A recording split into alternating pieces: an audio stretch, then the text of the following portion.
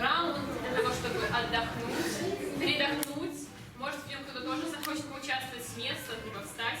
Музыка тела. После напряженного раунда ПГД предлагаю расслабить голову и подумать телом. Каждой команде будет предложено 3 музыкальные композиции. Историю, эмоции и чувства, которые вызовет музыка у наших команд, нужно будет показать танцем своего тела.